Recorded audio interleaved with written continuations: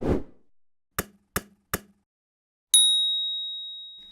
everyone, welcome to Thoroughly Sports Entertained. We are here to fill the massive void in YouTube of white British guys talking about wrestling. There aren't enough. So we are going to fill that niche in the market. We're going to be talking about Judgment Day 1998 today as part of our series of the 20-year rewind, where we look at the pay-per-view in WWE or F that took place exactly 20 years ago this month. So today we're going to be looking at Judgment Day 1998.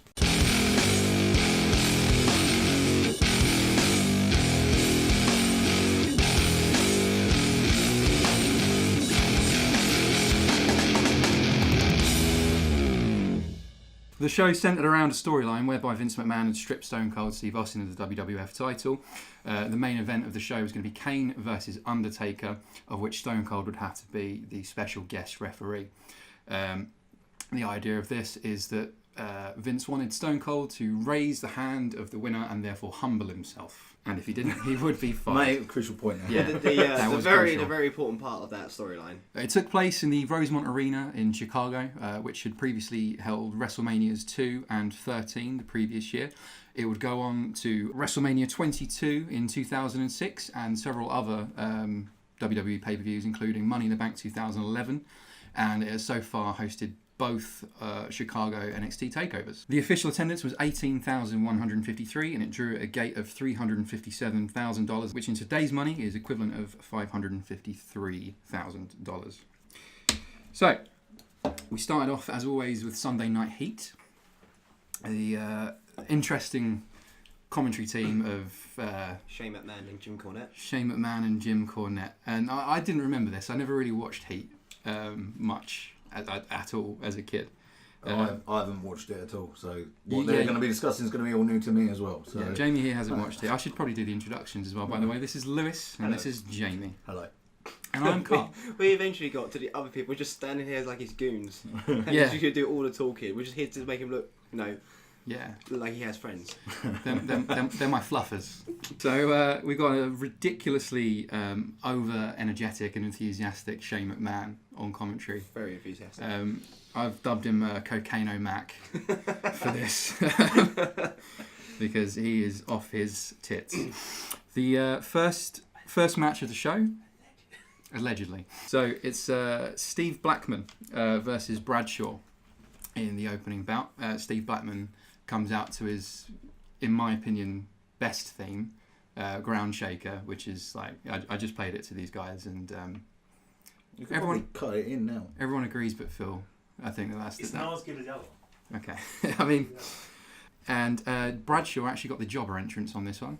Was already in the ring when Steve Blackman was coming out. Thank you. Yeah. Interestingly, this would be a month or so before Bradshaw would team with Farouk and start the Acolytes. And at this time, he was just kind of floundering and doing nothing. He even had short hair. It was before he had the long hair, Bradshaw. So it was kind of like a weird hybrid of Bradshaw and JBL, but a jobber. So was this round about the time that he just teamed with Terry Funk and then turned heel on him? Crikey, I don't know. Do you know of anything about that? No. I thought you people meant to research. Well, I mean, there's only so much research we can do. No, I wasn't watching wrestling regularly at this time, so anything that I've come back and this has all been basically completely fresh to me. I didn't really start watching wrestling until You get it? Yeah, I've just got a fly in my face. I didn't really start watching wrestling until sort of 99, 2000. In fact, the SmackDown original game was what got me into it. Well, Know Your Role. No, the original one. Oh, the original one? Yeah, Know Your Role was number 2, wasn't it? Oh, okay. Blackman beat the future JBL with a kick in the chest. Just literally, yeah, just kicked him straight in the chest and got the 1, 2, 3. Very quick match. 3-minute match that was. But Bradshaw did get some power moves in there as well on Steve Blackman, which was pretty cool. Yeah, commentary were putting over the idea that he's a sort of big athlete and perhaps one for the future, and they were right because he would be JBL, the longest running SmackDown WWE champion until very recently when AJ Styles broke that record. Right, okay, then we had the 6-man tag match between the Oddities and Los Boricuas. Yeah. Pronounced Los Boricuas? I'm going to go with that as well. I never heard of Los Boricuas, I'm sorry. I never heard of either of these guys. They were So when the original Nation split up, which was Savio Vega and Crush. No, it wasn't Crush. No, it was Crush. And then Crush's guys had Disciples of Apocalypse, and Savio Vega's had the Los Barricas. And then they briefly feuded with Nation, leading into Survivor Series 97, that was. I thought that I didn't know anyone that was in the ring, but it turned out that, which one was it? Golga. He's Earthquake in a mask. I also thought it was pretty funny. He was wearing a South Park t-shirt with Cartman on it, saying something about cheesy poofs. On Heat as well, you can see one of the crowds actually bring in a Cartman giant stuffed. Cartman? Cartman. Shit. Cartman, sorry. Yeah. Terrible. Wow, amazing.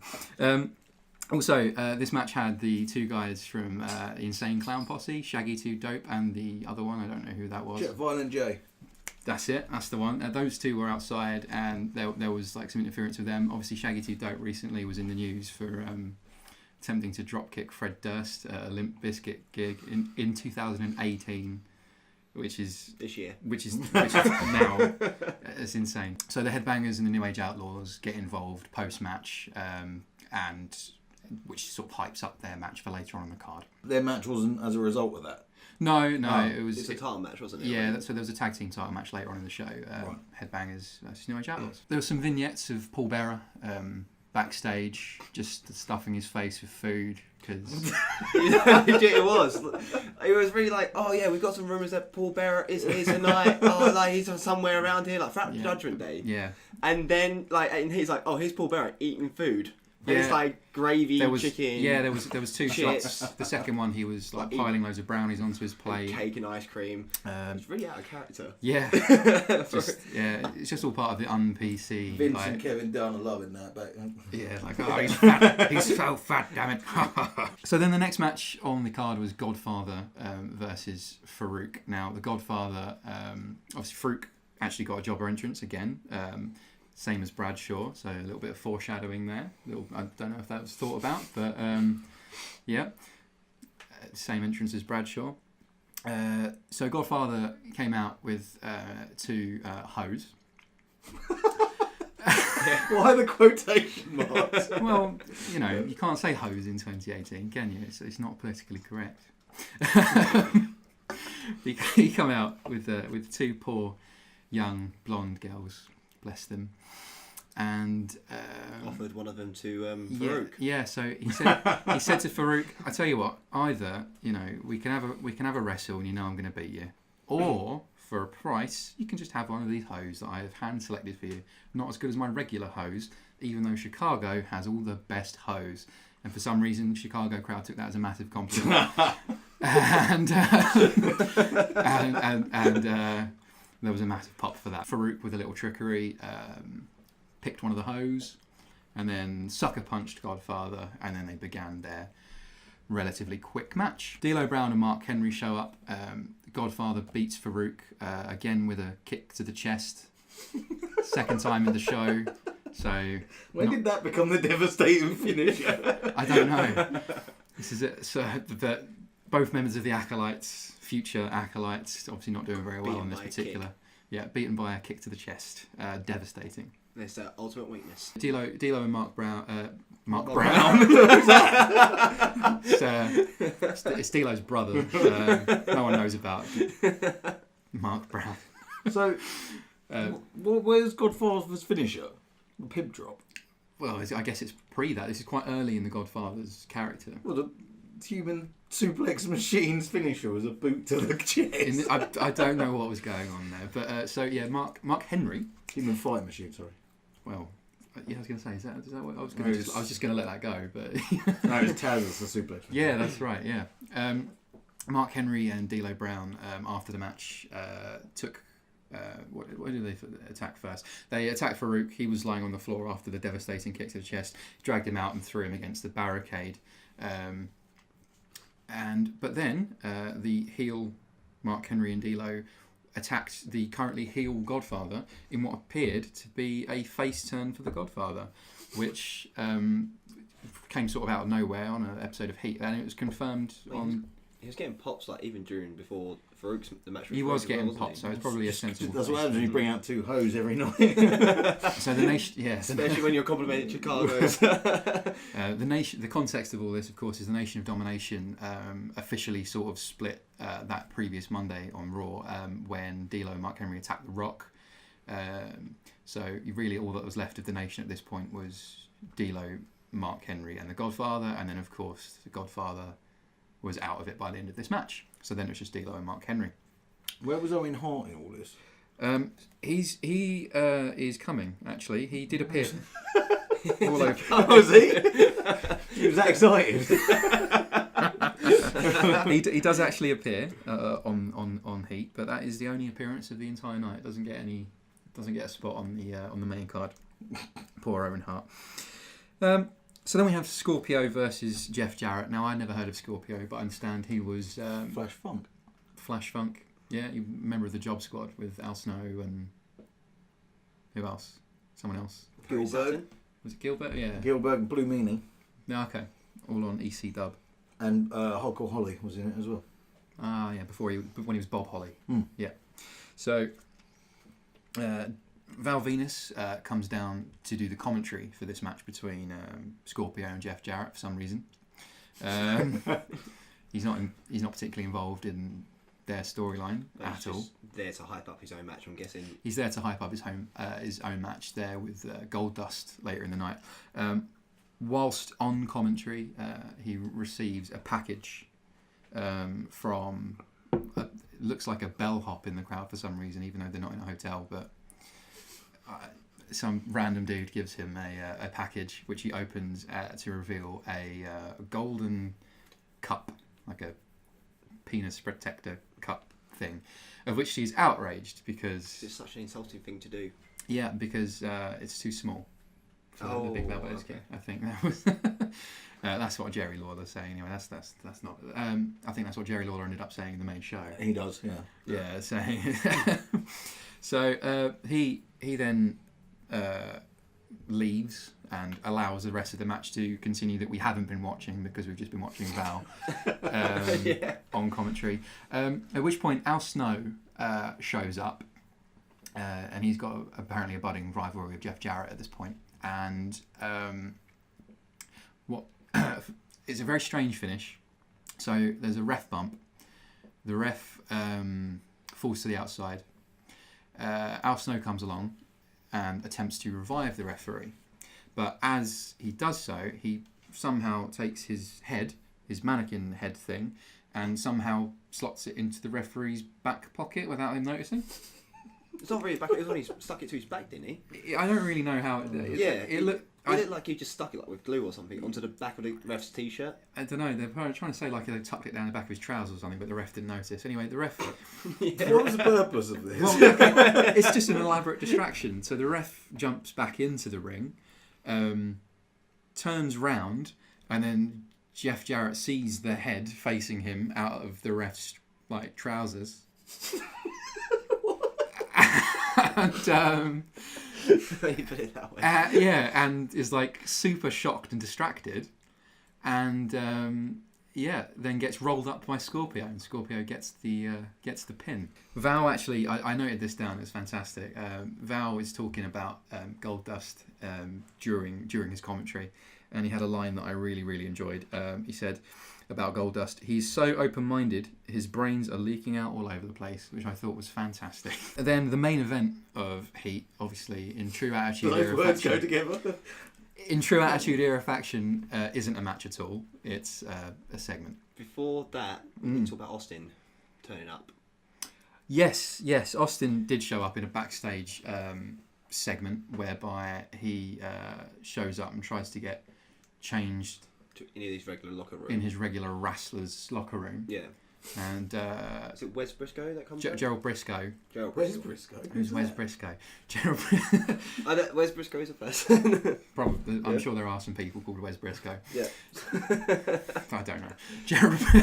Gerald Briscoe's like, nope. Mr. McMahon says you have to get dressed to the referees, and they escort him into the referees' changing room, which for some reason is like a boiler room. Like a boiler room. Poor referees. Yeah.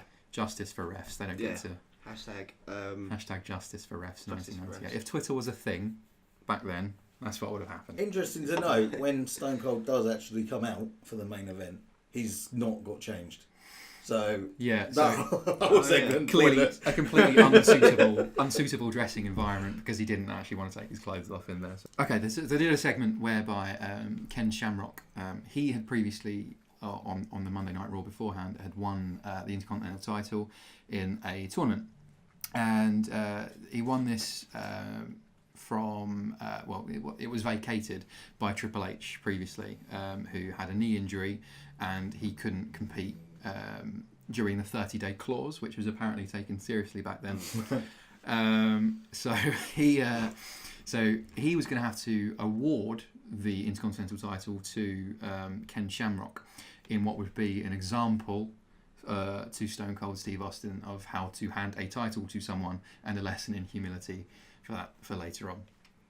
So Ken Shamrock comes to the ring with the Stooges already there. Mm-hmm. Sergeant Slaughter, Pat Patterson, and Gerald Briscoe. Gerald Briscoe.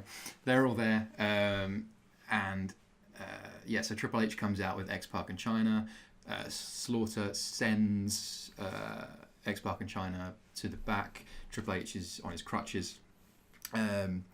He does relinquish the IC title to Ken Shamrock in a show of humility. However, on the way out, he says, "Hey, you know what, DX, we've got 2 words for you." And obviously the crowd shouted, "Suck it." And Ken Shamrock was really angry about Shamrock, for the first time that evening out of 2, was like super enraged. Like So he was super offended. Good selling, Ken Shamrock, really good. So the man comes out in his wheelchair with Big Boss Man, a couple of dogs and some police officers. One of the dogs just will not stop barking. Oh god, it was so It's funny. really funny. See the officer that was holding him was like, Yeah, stop. Shh. stop it. It's okay, check out that. And it's just barking away while Vince is cutting his promo, which is really funny. Yeah. And what did Vince McMahon say? Well, not a lot. Vince McMahon basically just reminded the audience of the stipulation and basically hyping them up. So obviously this show was on the USA Network, and he wanted people to. The whole idea of this was that people need to go and buy the pay-per-view like now and go and watch what happens with Stone Cold Steve Austin and everything. So he reminded everyone of what Austin needs to do and so on. And with a little callback to Brett, he said it will be Austin screwing Austin in. Obviously a callback to the screw job when he said Brett screwed Brett. So that was the end of Heat. As a pre-show, obviously... You forgot your golden line there. The last line. What's that? So in response to Vince's promo, Austin smashes up a little TV in response. Yeah, he does. So the very closing images of the show is Austin with his little CRT TV, just throwing it on the floor. I'd like to know where he got that TV from, because he was in a boiler room where the refs were getting changed. You would think they wouldn't have that much luxury at that time. Well, there you go. I mean, it was a tiny little monitor, to be fair, but to be fair, in 1998, that was probably a really expensive TV. We get onto the main show, and the opening graphic is reminiscent of the was it WrestleMania 33 with the roller coaster one? I'm ready to go. Mm-hmm. Oh, and they did the like. It's a NASA, isn't it? The spaceship. Yeah, so it's like there's this whole sort of thing where it goes down this tunnel to reveal a rocket, and then the longest rocket ever created, comes up that says World Wrestling Federation, and it's all in glorious 90s CG, and it looks terrible. It is so beautiful. I loved it so much. Just a rocket going off, and it took about a good 5 seconds to read all of it. Yeah. And then obviously loads of opening pyro. I won't dwell on pyro because we're going to be dwelling on it for every single pay-per-view for the next 20 years during this format. If we definitely a lot. Yeah. Wasn't there? Especially on this pay-per-view. There was a lot of pyro. And considering that the WWF at this time was significantly poorer than it currently is, come on, use pyro. So the show opens. We got JR and Jerry the King Lawler on commentary, as it should be always. We've got the first match, Al Snow versus Mark Mero. Al Snow, super over. He comes out to a massive pop. I never realised Al Snow was as over as that. He was quite popular back in the day. Yeah. He'd returned to the WWF earlier that year with his head gimmick that he brought over from ECW. What does everybody want? What does everybody want? So even then, like WWF were quite happy to. I like how actually when he was coming down to the entrance, Al Snow, and it's like Al Snow with head. Yeah, so Head's his official manager there. Yeah. So yeah, as I was saying, they were quite happy to steal gimmick from ECW and present it as something that they had mastered and come up with, even all the way back then. Mark Mero enters with Jacqueline. This would be the only appearance of a woman that's not a hoe on the entire show. It's pretty good. Sounds like a page. Yeah. This is the current WWF Women's Champion, Jacqueline, and there are no women's matches on the entire card. So this would be the only appearance. There are a lot of chants of Sable in the crowd, obviously, because Mark Mero in real life is married to Sable, but there's currently a long-term feud going on between the two, where he'd sacked her as a manager and brought Jacqueline in to replace her. This would actually be Mark Mero's last WWF pay-per-view appearance as him. Really? Yeah, it was. Yeah, as him and Sable would leave the company in early 1999. China appears on the pay-per-view, doesn't she? Yeah, So- that's true. But yeah, Well, so unless you were inferring she was a hoe. oh well. I mean, Don't speak ill of the don't dead. speak ill of the dead. But before the match starts, we have Jeff Jarrett pops out. And if you haven't seen Heat, this is like, what's going on here? But Jeff Jarrett obviously comes out as Al Snow interrupted his match earlier in Heat. And he decides to just say to the ref, hey, I'm wrestling. I want to be in this match. And the ref's like, no. And then he isn't.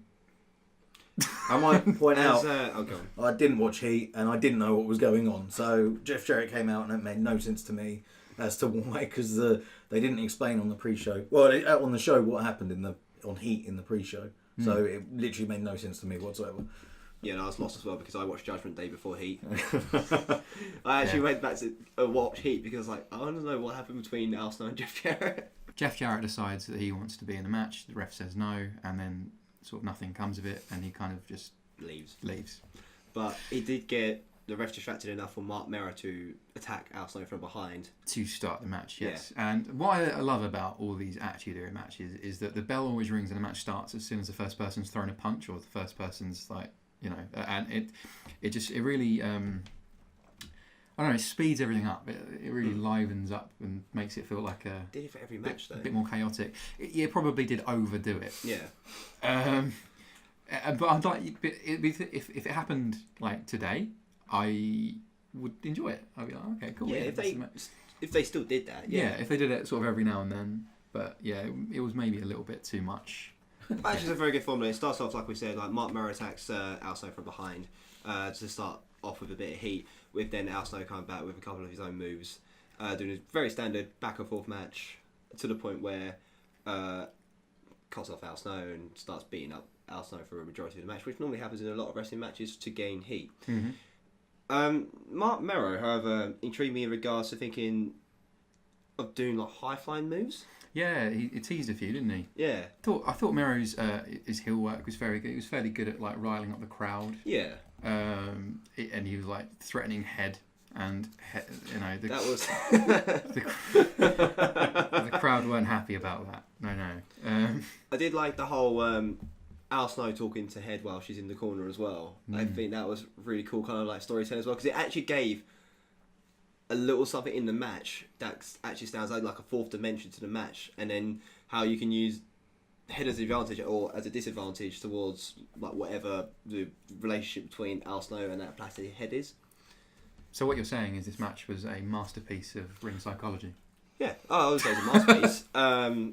I feel like he did have some like sloppy moments in regards to sort of like some of the moves. I don't think like Mark Mero in particular was like a bit all over the place with bumps and stuff. Yeah. Yeah, he was never particularly great, Mark Mero. One could be suspicious that he was probably mostly still sticking around because of his wife. Yeah. potentially. With Jacqueline as well, I liked her getting involved in the match when Mark Merrill was distracting the referee and like attacking and choking Al Snow on the ropes when he was like beaten down and stuff. From one camera angle, it did look like Jacqueline was dry humping him in the face. She got up and was like, "Hey." That's my opinion. I missed that, but Feel free to watch it again. I'll take your word for that. And we'll throw a still of that up as you say it. That's what I'm going to do. You said about Mark Merrow doing high flying moves when he was Wild Man Mark Merrow that his finisher used to be, I think, a 450. Maybe He did a shooting star press. Yeah, that was it. Yeah. Which is fair enough, but it was kind of. I can't say like if he did the one high flying move as to end the match, which some heels do, but he did a couple during the match. Like he used it sort of like to get some aerial ability. I'm just talking like you see that more as a face thing, you do as a heel thing, and he's trying to get heat, but he's doing flashing moves. Right. Yeah. Of course. So like when Neville turned heel and stopped doing the red arrow. Yeah. Yeah. And then he only brought it out when it was like super special and it's like really worked. Desperate. Okay, so Al Snow wins that match with a snowplow after about 7 minutes. I've got to say, I forgot how good that move was. Which one? The snowplow. The snowplow. It Yeah, was it's a a wicked really move. good ending actually. I'll give him that because it was Mark Merrow going for the TKO finisher, and then Al Snow reversed it into his snowplow, and it was very, very smooth and clean. Yeah, it was a strong opener. Yeah. Strong opener.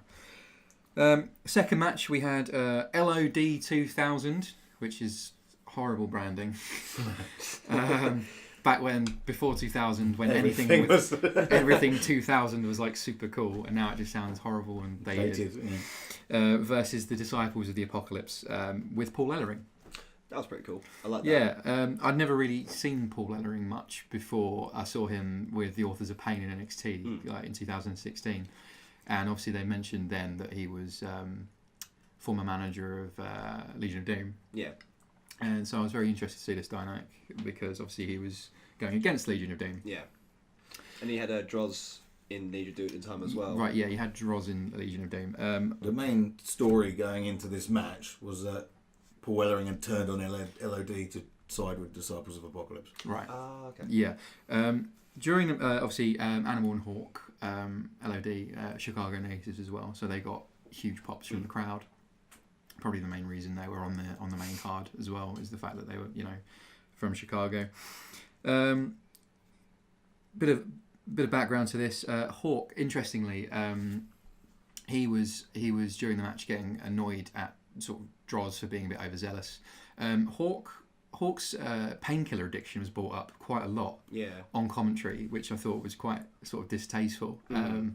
Because JR is normally the one that's sort of quite very conservative and do you know what I mean? He's very much, and obviously like Lawler is the one that takes the piss. You would never get that these days, would you? You'd never get like, oh, so and so's had drug problems. Or, yeah, but I think this was building up to the main because later on in the year there was this sort of in-feud between Puke or Droz and Hawk.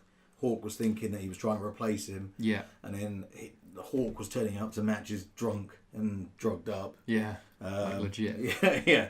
And then the story ended abruptly with Droz killing Hawk by throwing him off the Titantron and revealing that he'd been getting him drunk all the time. Which is just awful. So I think that was. I think the commentary was like a foreshadowing. Because it did look like they were going to build into a Hawk and Droz feud towards the end of the match, which was what I thought. Very much looked like they were building up to that, like sowing the seeds for that. Interestingly, Droz as well, he 1 year later would be paralysed in a match of D'Lo Brown, and would never wrestle again and walk again, or he's it's pretty dark. Pretty dark. He doesn't hold D'Lo Brown responsible and like accepts it as an accident, and there's no hard feelings. Apparently, which happened because he when he wrestled D'Lo in the future, he not in the future. After this pay per view, when he wrestled D'Lo, he was wearing like a big baggy shirt, which made me freak out when I saw Christian coming out later. But we'll get onto that. I wouldn't really give it much in-depth talk about it because it was kind of like standard sort of 6-man tag. Yeah. a lot of people. I thought Paul Ellering did quite well for someone who didn't do a lot in the match. Did still play his part quite well. This was Ellering's return as well. Yeah, he hadn't been in the ring for a long time. Yeah. So I think that was kind of covered quite well in regards to being in a 6-man tag match as well, but also still playing his part as being a guy who's taking heat by when getting in the corner, he's attacking them and stuff. Yeah. Interestingly, Ellering voiced his displeasure backstage of working against Legion of Doom, and he would eventually go back to managing them. The match finished with a Doomsday device, although for some reason they called it the Devastation device. They did, didn't they? Yeah, I don't understand why that was. Maybe it just went through a period of being called the Devastation device. But maybe that was LOD 2000. Yeah, perhaps. Finished with the Doomsday device, but Droz then snuck in and got the pinfall victory, and Hawk was really annoyed about it. So that was the thing that was sort of sowing the seeds to all that would go on to happen. Okay, cool. So light heavyweight title match next. It's really weird saying that because normally they keep saying cruiserweight quite a lot. This is a very, very short time this title existed in WWF. Yeah, it was WWF's attempt to. So WCW at the time had the cruiserweight title, and they had guys like Eddie Guerrero, Rey Mysterio, Dean Malenko, and it was like the best part of Nitro. Yeah. So they tried to emulate that with the light heavyweight title, and it was not as successful. It wasn't as successful, but I mean, it was still a good run. I enjoyed like the light heavyweight division in WWF. Well, yeah, they signed Taka Michinoku to sort of give it some name value. Yeah. And then didn't bother signing anyone else. So you basically had Taka Michinoku feud with Brian Christopher for about a year, and then move on to just other people that turned up once every 6 months. He did. He held it for quite a long time as well. Like he had it for over a year, didn't he? Taka Michinoku? Yeah, for the light heavyweight title. They said when he'd held it for 10 months at that point. Oh, 10 months. Okay. So this match was going to be Christian versus Taka Michinoku for the light heavyweight title. This was actually Christian's debut. It was his first ever singles match on WWF TV. This was pre-Brood, but they were sowing the seeds for the Brood at this point. With Edge just sitting manly in a seat in the crowd. That's right. As he watches. So Christian would obviously Edge debuted beforehand, and Christian was brought in as his brother. And they were saying, "Oh yeah, the family resemblance to Edge's." I was like, "Well, it's actually just got long hair, same." So that's basically it. Yeah. But so he sort of pre-Brood, but he was still kind of dressing with the sort of flary vampire stuff. Shirt. He's wearing, and this is what I was saying. He's wearing that big baggy shirt. And when I just obviously looked into the whole Droz thing for the previous match, and I was like, oh my goodness, like he's wearing a big baggy shirt. It's lucky that nothing bad happened to him as well. Yeah. And same with the rest of the Brood. But so this was actually a solid match. Obviously, as you said, you had Edge sort of looking in the background, and commentary were really playing up like, okay, what's the deal here? What's going on? Like, what is the relationship between these two? How does Edge feel about his brother hanging out with this weird guy Gangrel? They're making lots of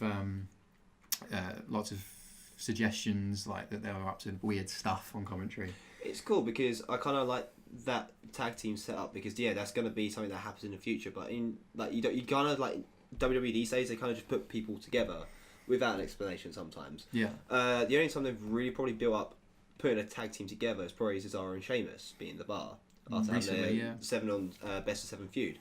So to have have Edge sitting around and then them just talking like that's a really interesting topic. I think that's a really good way of selling your characters and your superstars. Match really fast paced, which is a good break for a lot of the matches that happen on the card as well. It was very very flying and very sort of like all aerial and very kind of like athletic moves and stuff, which is what you expect from a division, a light heavyweight division. Yeah, and that's what they were trying to do. Yeah, and I think Taka Michinoku's achieved his part. Amazingly athletic. Just gonna say that now. As a kid, I never really sort of appreciated the technical side of things, and like Michinoku obviously just sort of had a low rating on the games, and therefore I thought he was a joke. Yeah, because as well as like when I started watching wrestling, he was with Funaki and Kai and Tai. So yeah, Kai and Tai is a thing at this point. It was, yeah. But what's his name? Oh, what's his manager? Yamaguchi-san, for some reason, didn't bring the rest of Kai and Tai out. I guess they weren't there. JR makes a point and brings that up. He goes, "Oh, I'm surprised Dick Togo and Sho Funaki aren't here." And then it's just silence. Yeah, then nothing ever comes of it. So I guess they just weren't there for, some... They just couldn't make it. I don't know. Couldn't make it. And also the wrestling was very clean as well. It was actually probably the only match I believe that had a clean ending with no interruptions outside. Yeah, Christian despite Gangrel being there. Yeah, he didn't do anything. Christian won with a roll-up, I believe, didn't he? No, he reversed the... he reversed the Michinoku driver, Yeah, that's right. It was a 1-2-3 finish, which I think makes sense because I think when he's brand new, I think that he's still kind of working. Especially like WWF, it's hard to find a finisher because they now have the development system and they have a finisher already, where you have young guys like that are probably still sort of learning what they can and can't do. Yeah. So to have that roll-up finish, it was very clean again. They sort of demeaned Christian's win at the end though, because JR went, "Oh, that's got to be an upset," and then the King went, "How do you know that's an upset? This is the first time we've seen him wrestle." And then it's just like, oh yeah, I guess we've got no precedent, or I don't know. Yeah. So yeah, that was a solid match, and Christian won the light heavyweight title on his debut. Yeah. My only annoyance with that match was it wasn't clear. Bear in mind, I haven't seen the Raw before this, or I've only watched the pay-per-view. It wasn't clear who was the face in that match because Christian was debuted as a heel attacking Edge, and the Kai and Tai were heels, and it didn't explain how Christian got a light heavyweight title match in the first place. So I was it was a good match, it just didn't really have a backstory. Yeah, or at least they didn't explain the backstory very well. So the next match was Val Venus versus Goldust. I like this match. It was good. Yeah, I enjoyed it. So the storyline behind this, which they did make quite clear.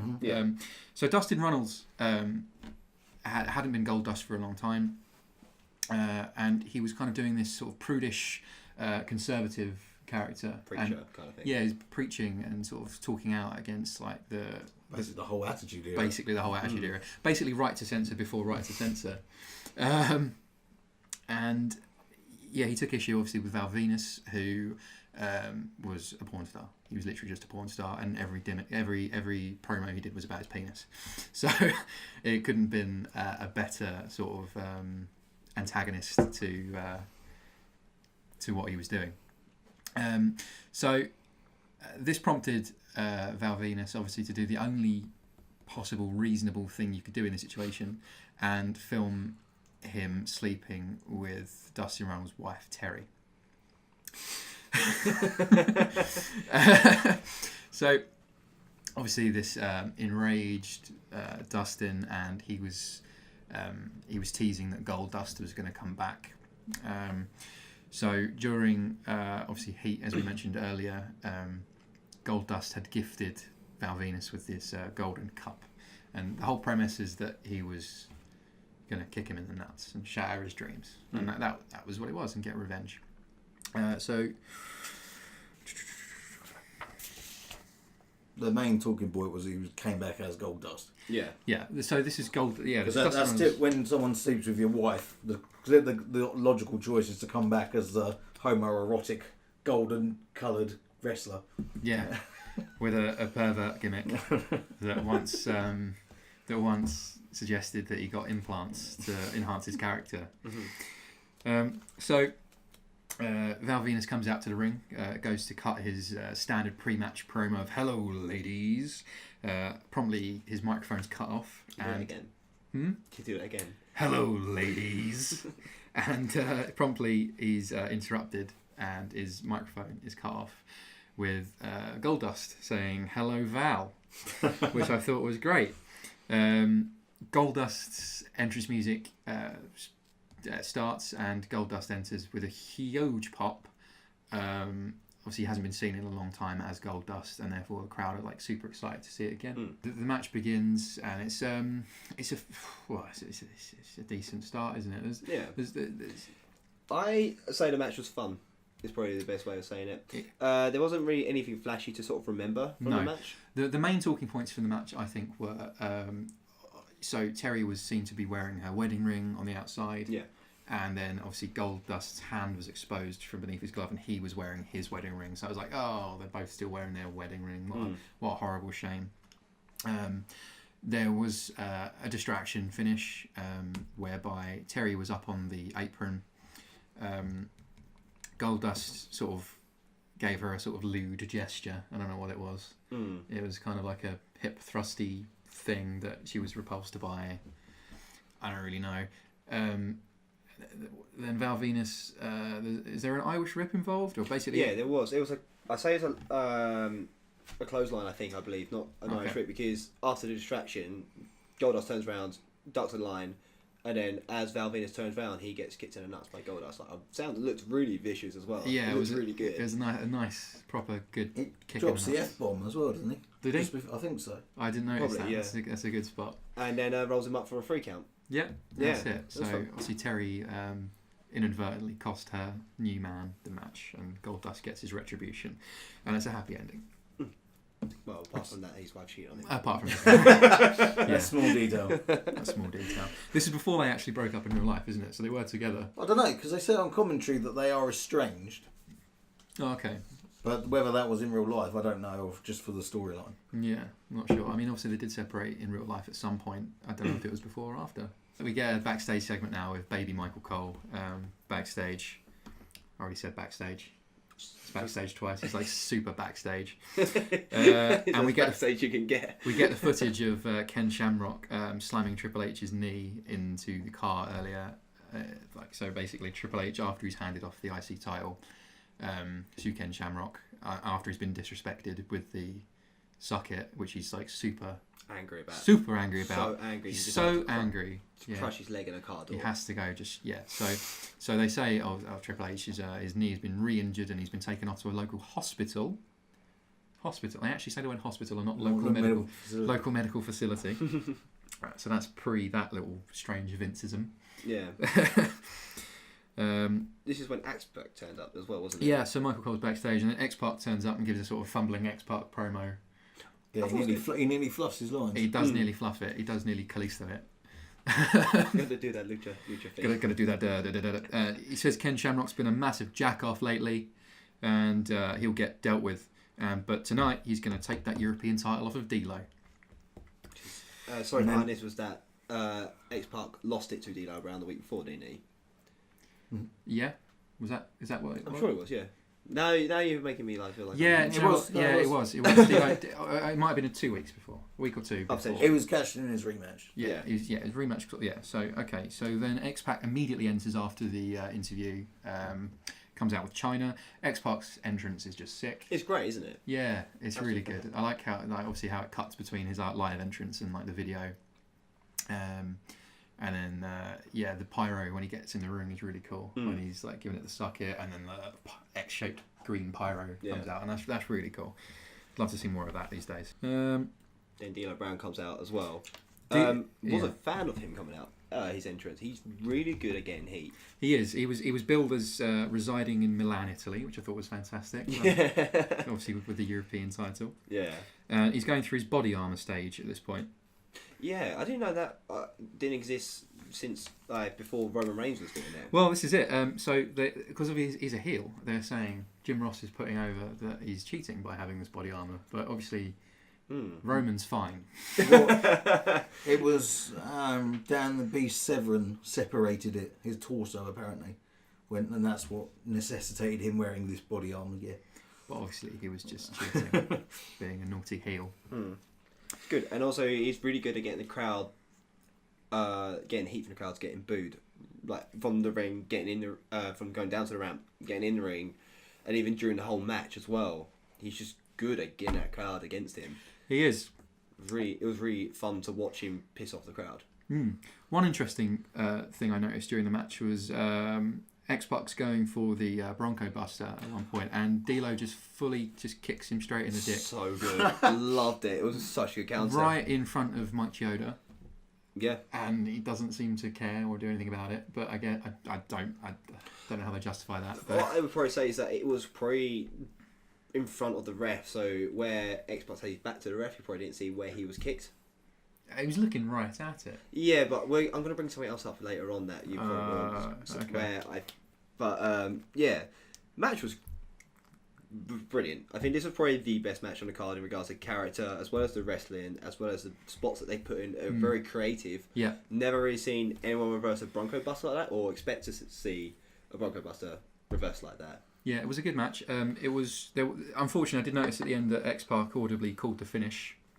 And so D'Lo goes over the top rope as just instructed by X-Pac. Goes up to the top rope. He says, "Get up there," and then he does, and then he jumps off and gets countered with the X Factor. Or was it called the X Factor then? I think they said it was the Face Buster. Face Buster. On the commentary, called it the Face Buster. Right, so the only annoyance I had, there's a kamikaze nap or something. Kamikaze nap. The only annoyance I had with the finish, whilst it looked really good, it made no sense as to why he was doing the sky high, or the lowdown rather, whilst X-Pac was standing up. Yeah, that was the only thing. It was almost just because he told him to. Yeah. X-Pac obviously then gets through 1, 2, 3 and is crowned the new European champion after 2 weeks of D'Lo's reign. I know China did come out with him during a match, didn't? Yeah, she? China was there. Mark Henry distracted her. That's right. We missed that bit. So Mark Henry comes out. Now Mark Henry has the apparently has a sexual harassment lawsuit pending against China at this point. However, he comes out and he's creeping on her himself. I don't really understand the logic behind that, but he's not going to win his lawsuit, is he? That's all. What I did like was when he Mark Henry threw X-Pac's back into the turnbuckle in the ring post, and D'Lo Brown did the frog splash onto X-Pac's back. That was quite good. That match finished with X-Pac, winning the European Championship back. We then get another backstage interview with baby Michael. At that point, there's rumours Paul Bearer's in the building. Even and if you watched Heat, yeah. you know he's in the building. So yeah, he's been here stuffing his face this whole time. He's a very normal person, not being the sort of like sinister manager that. Yeah, he's just wearing like dad clothes. Yeah, he is. He's wearing dad clothes and glasses, and he's like, "Oh, I love food." The Headbangers show up backstage as Michael cut, and they do great promo. They do cut a fantastic promo. Basically, insinuates that he says that the New Age Outlaws meant to be the tag team champions, but the only thing they're tag teaming is each other. Yeah. Then says that they're going to listen to Marilyn Manson records backwards. Yeah. And that they're going to do the JOB on PPV. the PPV. So throwing out all the after they put each other over as well. So just throwing out all the insider terms on a pay-per-view, which is fantastic. Yeah, didn't see that one coming. I feel like the reason why they are after the New Age Outlaws is because the fact they broke their boombox, and it's like now we can't listen to our Marilyn Manson. Yeah, so this entire feud was built around the fact that they broke the boombox and couldn't listen to Marilyn Manson. That is really should have feud. Headbangers had sort of recently changed their gimmick to this sort of heavy metal thing, and I guess they were just going through the motions of that and figuring it out. It kind of makes sense in a way because a lot of people did do that generally. Yeah. Everyone went from like rock and metal, and then when Marilyn Manson came out, everyone was like really super into him. So why not have a couple of like tag teams who like bands do that as well? Yeah, it's peak 1998. That was. Then we have the match. We have the New Age Outlaws enter the ring first. Obviously, Road Dogg is doing his entrance shtick. And annoyingly, he doesn't get to finish, much to my dismay and the dismay of the crowd, as the Headbangers jump them. I feel like it was the worst mistake they made because Road Dogg turns around and whacks one of them with a microphone. Yeah. Yeah, exactly. I thought that was pretty. I was like... Now, I was fairly disappointed with this match. Obviously, JR was doing a lot to put Billy Gunn over. So Billy Gunn was clearly seen as like a future guy at this point, like a future star. He was saying how like big and athletic and amazing he is, and pound for pound, blah blah blah blah. This was a 14-minute match. Yeah, and it was very very sort of standard. And unfortunately, the finish was just awful. There wasn't much to it really. There was it was 40 minutes. It went back and forth. There was no clear sort of dominant team, and then Road Dogg just comes in with a boombox and clatters one of them. Was it Thrasher? Even though they were supposed to be the faces in the match, aren't they? Well, they are, but clattering someone with a boombox is a face move in 1998. The weirdest part of that whole thing was the Headbangers were so happy that they won by DQ, even though it was a title match. Yeah. Interestingly, they would come out the next night on Raw, declaring themselves as the tag team champions, but they had like plastic belts, which I thought was pretty funny. That's brilliant. Yeah. The New Age Outlaws retained the titles, and that was it. That was the only title that didn't change hands, I think. That night, unless you include the WWF. No, we've got the Intercontinental title didn't change hands either. Oh, we have the IC title. Yeah. Okay, well, spoiler alert. I mean, you can cut that bit out to move the question if you don't want to give out spoilers, if it means that much to you. Yeah, I mean, it happened 20 years ago. So. Imagine someone watching, someone watching this video. I was just about to watch that. So there's another Michael Cole backstage interview segment.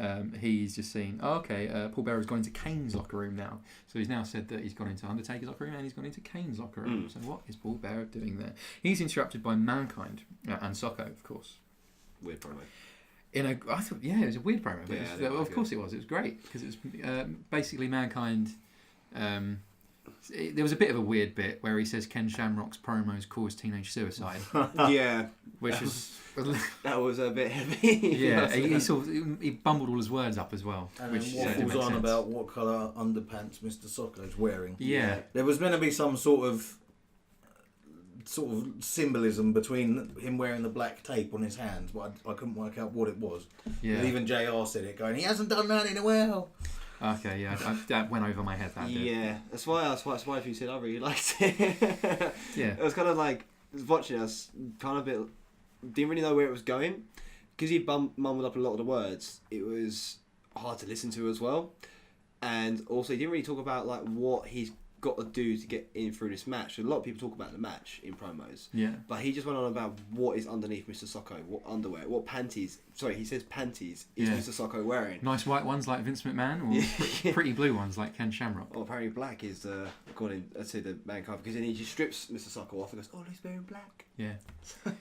Which is apparently significant. Yeah. So we have Ken Shamrock then enter with his newly acquired Intercontinental Championship belt. The whole idea around this match is it's a battle of the two submissions. Obviously, Ken Shamrock with the ankle lock and Mankind with his mandible claw, and which is more dangerous.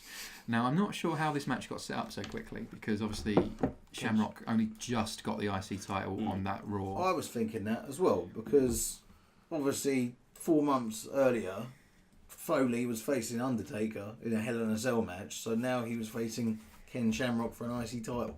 Yeah, it seemed like he'd been bumped off the card a bit. And they were saying he hadn't won any singles titles up to that point. So yeah, it was odd placement on the card. But yeah, it was a decent match. It was like 13, 14 minutes again. This match, it was okay. Obviously, Mick Foley's never been like obviously a standout technical wrestler, so it was a lot. It was a very typical sort of. It was a clash of styles, wasn't there? I didn't like this match. Okay, yeah, because. A lot happened that again kind of took the idea of what's the point of having a referee in a match. Yeah. So Mankind gets a chair. Why it's an IC title match? Why do you need disqualification? Because you're not going to get the belt that way. Also, you're going to lose if you hit him with a chair. Ken Shamrock returns by kicking him in the face of that chair. Yeah. Referee doesn't ignore it. So I was like, okay, I'll let that slide. Like maybe it's just accident. Yeah. And then Ken Shamrock picks up the chair and just whacks him over the head with it. That's fine, carry on.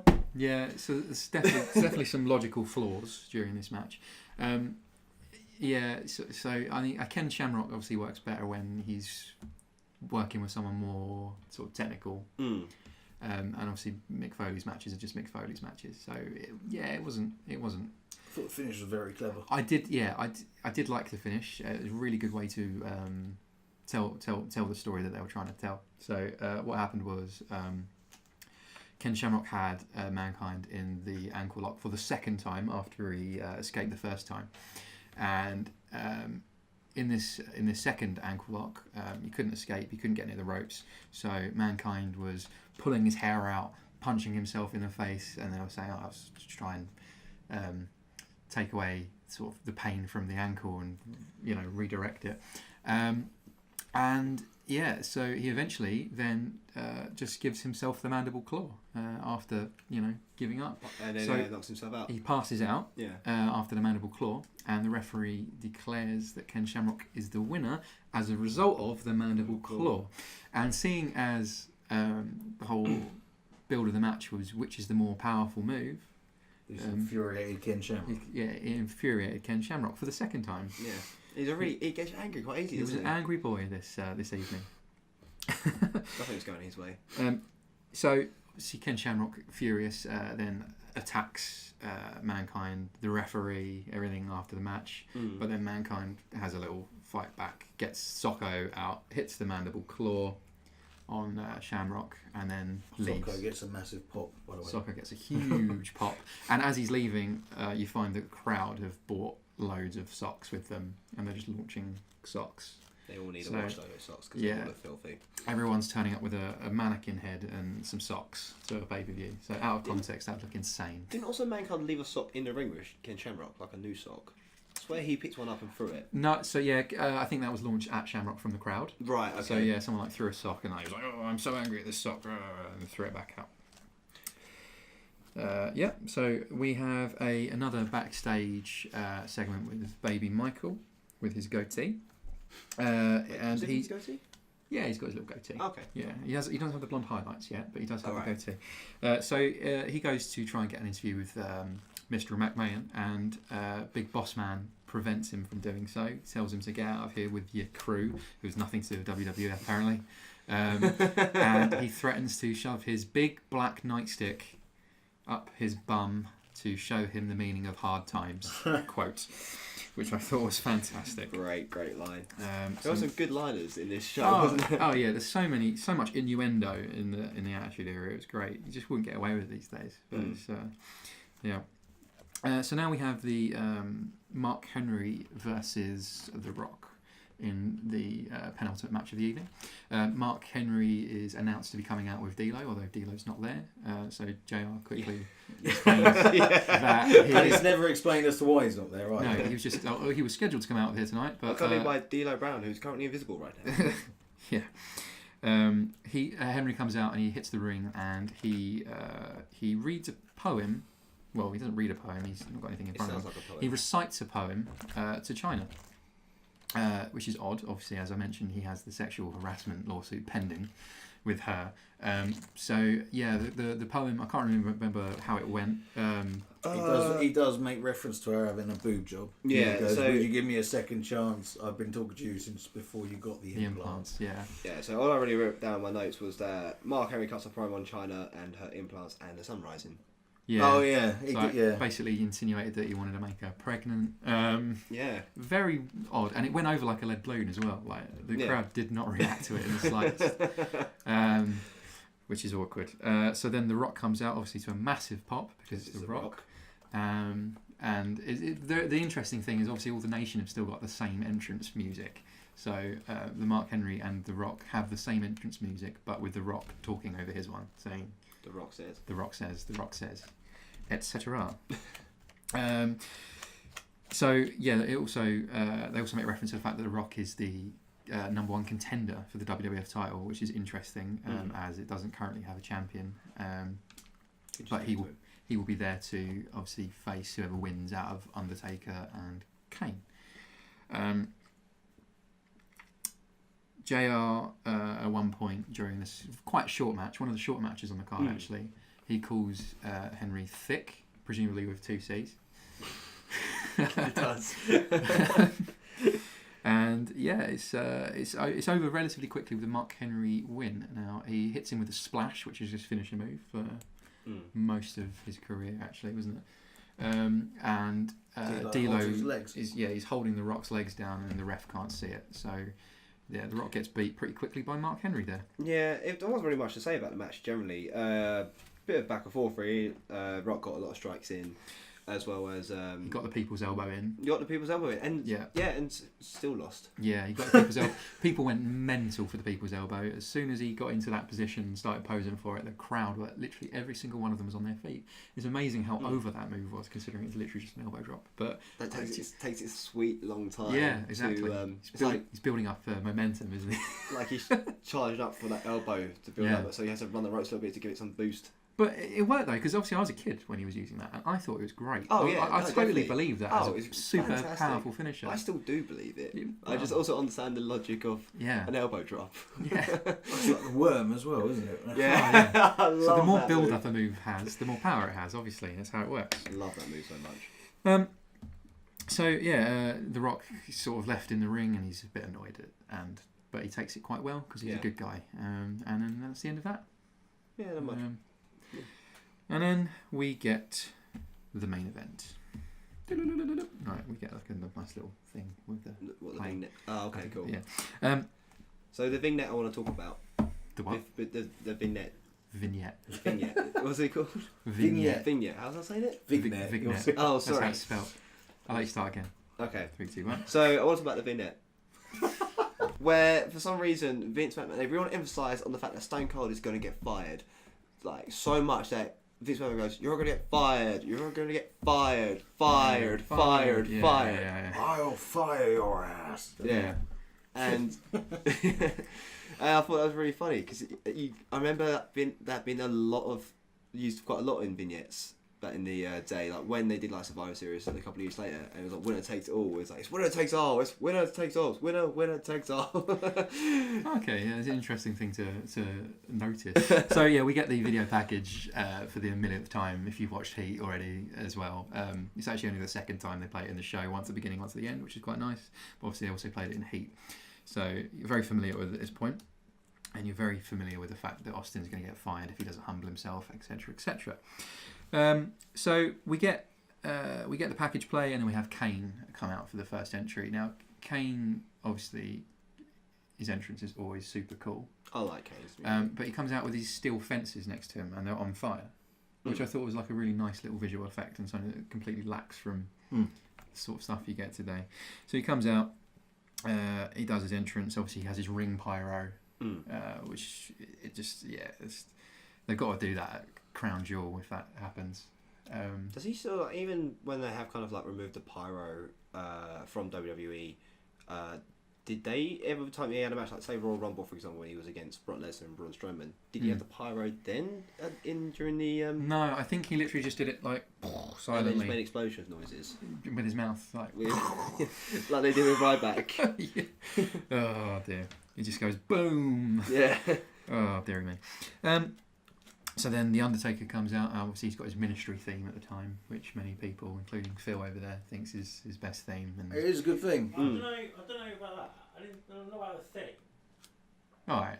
I never said it was the best theme. I just think Ministry Taker is best Taker. So Phil's favourite iteration of the Undertaker comes out. His ministry taker. He's got his ministry thing, which is pretty cool. Loads of pyro, and as I mentioned earlier, it's insane how WWE can't afford it now when they could back then, considering they're making more money now. Yeah, like multi-billion-dollar company on the stock exchange, but whatever. It's not my business. Obviously Kane and the Undertaker at this time are still allied. Are they both? They're both faces, right? Well, yes, they weren't. They were in Vince's back pocket, and then 2 weeks prior to the pay-per-view, Vince turned on them, and then they turned on Vince and shattered his ankle. Hence why he was in the wheelchair. Right. Yeah. So it wasn't all very clear at the time, like who was what and why, but they were aligned, and that was the point. And then Stone Cold comes out. I see huge 1998 Stone Cold Steve Austin pop because he's the biggest thing in wrestling history at this point. Still does it now, even when he goes back. Raw 25 when he came out was a massive. That will never go well. away. No. So yeah, he comes out. He's not wearing his referee gear, as mentioned earlier. So he obviously didn't use the changing room that he was given. But he did chuck all the referees out. Maybe they just took the clothes with them. Yeah. Guys, can I borrow a shirt? No, you chucked us out. Aww. So Undertaker and Kane shake hands. Now, I noticed Austin's T-shirt at this point as well was really cool. It's got Austin 316 on the front, and on the back it's got a picture of his face covered in blood from that WrestleMania match with Bret Hart. Yeah. Which is like, that was the double turn match, innit? That got him super over. Austin comes out to the ring, he flips both guys off and calls for the bell, which is just fantastic. A few spots in this match that are quite interesting. Undertaker gets a cover on Kane.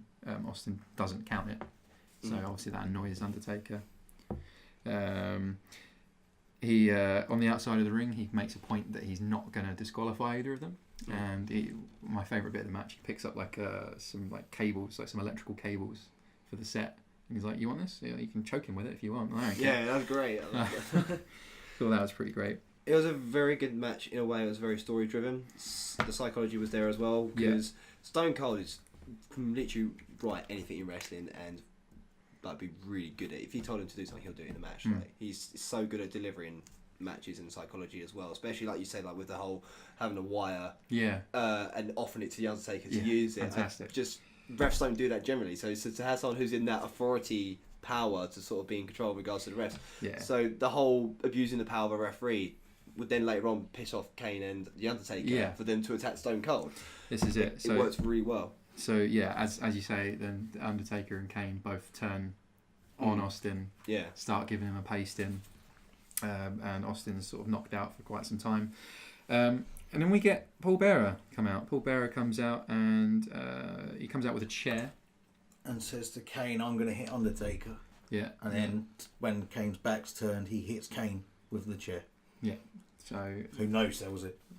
Completely no-sells it. I love that. Which is fantastic because it just suits Kane's character. There was a brutal headshot with a chair. Oh, wasn't there? After that, I loved it. Smashed Kane round the head really hard with that chair, and it looked like it. Yeah, proper hurt. I think Kane get away with it wearing a face protector in wrestling. I don't know. I almost feel like it'd be like worse. Don't know, because if he impacts like in front of his head instead of his actual face, it's not like he's gonna land on something behind him to actually repel that back. True. I don't know. But so Kane was obviously incapacitated by this headshot for the rest of the match. Austin has revived at this point and seen it. He saw the headshot. Yeah, did he? Because he refused to count it. Okay. Yeah. Right, because he's not disqualifying anyone. Yeah. He then stunners the Undertaker, hits the Undertaker with a chair, and never seen this before, but he just counts a pinfall on both of them. They're both just on the floor, and he gives it a 1, 2, 3, grabs a mic and declares himself the winner. Which, great. It was odd for it to end that way because they were just both lying down. Yeah. I would believe the person needs to pin the other person for it to work. Yeah. Or at least count till 10. Right, or 10, yeah. Yeah, so that was a bit strange, but it worked for what it wanted to do. Yeah. Obviously, Paul Bearer is now aligned with the Undertaker, which we'd find on Raw the next night. We'd find that Undertaker is now fully heel, and is about to start a feud with Kane. He called Kane weak and said that he set the house on fire himself, and it really kicked off all that kind of storyline there.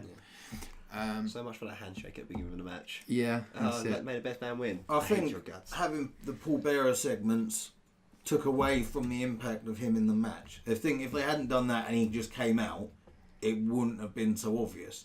When he came out, you could sort of see that he was going to turn on Kane a mile away. It would have been super weird had he literally just been there for brownies and. But also, it didn't make sense because they said he was seen going into Taker's dressing room and seen going into Kane's. Yeah. But then they never really addressed it. And if he didn't have anything to do with the match at that point, it would have been super weird. So yeah, there was a lot of telegraphing of that. But oh well. So then, obviously, once the match is finished, commentary are putting over the fact that Austin just got himself fired. This bit was quite funny because he picked up the microphone first, doesn't he? Yes. He's like, "Oh, Vince, come out here. Like, you got a promise to keep and blah blah blah." Yeah, he goads him into firing him. Yeah, and then he goes off to the back. Yeah, we just follow him around backstage for a while, looking in various rooms. Just 2 rooms he looked in. 2 rooms. Out of the entire arena. Yeah. And then, No, he's not here. and then he asked a couple people, like, is Vince here? No, it's like a really small room as well, so it's not like Vince is like underneath a table or anything like that. He would he's like, is Vince here? No. Goes to another room. Is Vince here? No. Just goes back to the ring. Gives up. Goes back to the ring. He's like, well, I guess he left in his Corvette or whatever it was because he's too much of a pussy to fire me or whatever he basically said. At which point you hear Vince's voice bellow over the projector. Bellow over the PA. PA. Thank you. Yes. Why could I not think of the word for PA? And the Titantron lifts up to reveal Vince and his cronies all sitting there behind in a perspex box. Vince in his wheelchair. But yet he still gets hit with a sign. Yeah. Yeah. People are pelting stuff at this box, which is hilarious. A bit strange because he says, I would love to tell you that you're fired. And then obviously the crowd are all chanting asshole at him, to which Austin says, I can't hear you because I've got 18,000 people here calling you an asshole. And then he's kind of like, you know what? I am going to fire you, basically. He's like, yeah, screw you, Austin. You're fired. So Austin's like, oh, okay. I didn't see that coming. That's a little shocking. Play my music one more time. Grab some Steve Weisers. Yeah. And, no mention of where Kane or Taker have gone. Yeah, they've both they've Thanos'd away. They probably just like ran off when Stone Cold went in the back, so they must have got help to the back when that was happening, and then they went into another room that Stone Cold didn't check. Yeah, they must have been in the room Austin didn't check. That's kind of it, isn't it? Basically, that's the end of the pay-per-view.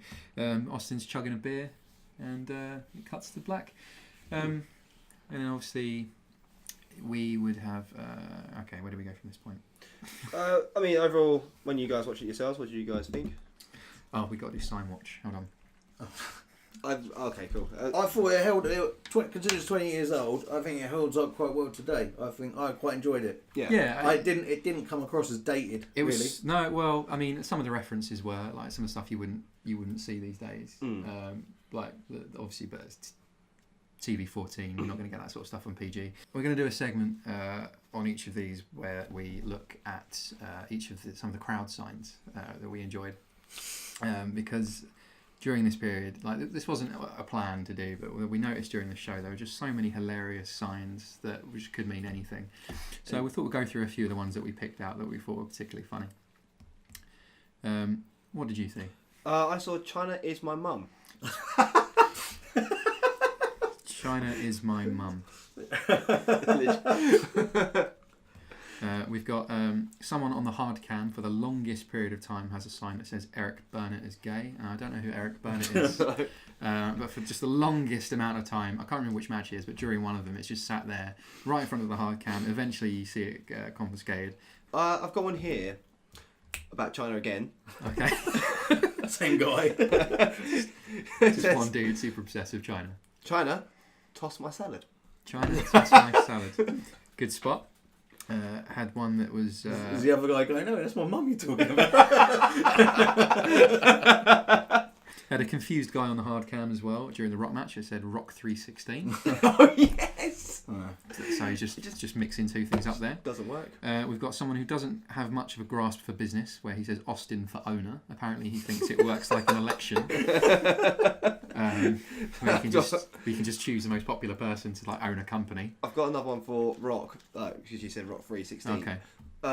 Hey Rock, smells like a titty. Smells like a titty. Excellent. Goldberg sucks, obviously, which is standard because obviously we're. Sorry, buddy, write it down. In the Monday Night It's a very cliche one to find. Yeah, it's just worth. I just thought it was worth noting. And the one that I thought was quite amusing is Vince gives opportunity. That was a good one. I saw that one as well. Yeah, which is kind of not the reputation he's actually got. So I thought that was kind of interesting. Jake saw one earlier when he was watching it with me that said hot nuts. I saw Chad Russo, so yeah. I don't know if some time traveller has or invented the meme 20 years in advance. So it would be like what Chad Russo, Virgin Bischoff. Oh well, actually, there was another sign that said Bischoff fears Raw, And I thought, why would you take that to a WWF pay per view? Like, not even at Raw. Just Was Raw the only thing going at this time, or SmackDown? no, this is a year or so before SmackDown. Okay, cool. Yeah, SmackDown started in 1999, so it was literally just Raw and Heat. Yeah, that makes sense. At Like this point. if because that's a main show, so an only show. Hmm. I've got one more here. I want to see Mrs. Clement topless. Who? Mrs. Clement. Mrs. Clement. Yeah. Okay. Yeah, so some people with some pretty strange signs. Can't wait to see more when we do the next pay per view. Absolutely. Yeah, this is going to be my favourite part. Guys, overall thoughts on the show? Yeah, it was fun. It was really nice. You know what's really refreshing about it is when you watch pay per views these days, and it's a lot different.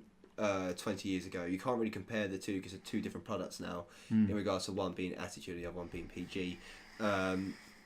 The wrestling is probably not as needed in a reliable way to put a show over back in that day. Sure. So it's more story driven. Much more story driven. I feel like the characters come out a bit more because they got things to sort of like rely on outside of the match. But again, that can also be its downside, where I think a lot of these matches were just either like there was like some form of disqualification involved, some sort of weird, dirty, loads of screwy Attitude era finishes. And there's only one really good like technical match, and that was the light heavyweight championship match. Also, like the people were cheering, who are supposed to be like, I guess the faces, you say, doing dirty wins as well, like kick to the nuts, and like X-Pac's probably the only face I believe didn't do a dirty trick. He just caught D'Lo Brown in the air. With a face buster. Yeah. So the main event didn't really have a conclusion. It was just Stone Cold's ego, the main event. Yeah, that's it. Just there to continue that storyline. Entertaining anyway. Yeah, I'm totally. I thought it did a good job of making you want to tune into, because once I finished watching it, I did want to watch Raw straight after. So it did a good job of wanting me to watch Raw, which I haven't done yet. So. Yeah. Well, yeah, Raw afterwards, very interestingly, was the famous Bang 316 episode where Stone Cold, he's backstage. Vince McMahon comes out at the opening of the show. They do this big, ridiculous, over-the-top celebration where all the guys in the back come out to the ring and they're playing happy, like, celebratory music. Vince McMahon comes out and he says, well, I told you I'd do it. I guaranteed you I'd fire Austin. All those Austin 316 shirts are now collector's items, and there's a new thing going on now, which is McMahon 316 has the brass to fire your ass or something like that, which I thought was quite nice. But then so then we get a cut of Stone Cold Steve Austin just hanging out casually backstage in his Jeep with like a rifle. Which, if you can imagine, arena security were just fine with that. Yeah, I just thought they'd filmed the dude sat outside with his like polishing his rifle. You imagine that these days. Imagine. It's definitely different. You can't compare the two like eras now. No. So throughout the show, the storyline with that was McMahon eventually Austin took McMahon hostage, which culminated a load of backstage segments with tying him up and like torturing him. At one point, he made McMahon squeal like a pig. And it was just hilarious. And it finished with McMahon in the ring, the famous Austin holding the gun, and it coming out and saying "bang." 316. Wasn't he sort of saying, "You've got to rehire me or I'll shoot you"? No, it wasn't. I don't think It wasn't really like that. It was no. He was basically just like, "You want to humiliate me in front of everyone? I'm going to humiliate everyone in front of everyone." And then the line that closed the show was Austin 316 says McMahon 316 says I just pissed my Yeah. pants, which is fantastic. And that was that. So we'll be back next month for, I believe, it's Survivor Series. Is it? Yeah, I think Survivor Series 98. Deadly Games. Oh, it's November, isn't it? Yeah. So that's Judgment Day. It's been Jamie, this has been Lewis, I've been Cole, and we have been thoroughly sports entertained.